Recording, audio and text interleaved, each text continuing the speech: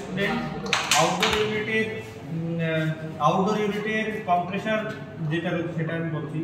তো কম্প্রেসরের রেফ্রিজারেন্টটা আমাদের কম্প্রেস হয়ে ডিসচার্জ লাইন দিয়ে আমাদের কন্ডেন্সার, তারপরে কন্ডেন্সারের গ্যাসটি লিকুইড ফর্মে পরিণত হয়। গ্যাসের লিকুইডে যে ময়েশ্চারগুলো থাকে সেগুলো আমাদের ফিল্টার অ্যাবজর্ব করে নেয়, তারপরে ইভ্যাপোরেটরে যায়, তারপর থেকে আমাদের কুলিং সিস্টেমটা স্টার্ট হয়। ইভ্যাপোরেটরের আউটলেটের সাথে আমাদের ইনডোরটা কানেক্টেড থাকে, তাই আমরা কুলিংটা অনুভব করতে পারি। আমাদের এই কুলিং সিস্টেম প্রমাণ করার জন্য আমরা এই প্রজেক্টগুলো বানিয়েছি। তো আমাদের রেফ্রিজারেন্টেও এই কুলিং সিস্টেম কার্যকর।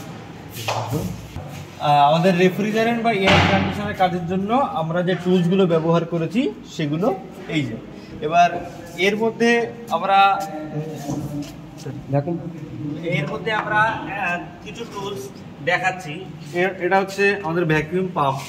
তো এটার দ্বারা আমরা গ্যাস ইন করি, হাওয়ার বের করা হয়। আমরা রেফ্রিজারেটরে এই R22 রেফ্রিজারেন্টটাই ব্যবহার করে থাকি, এবং এসিতে আমাদের R600A এটা আমরা ইউজ করি।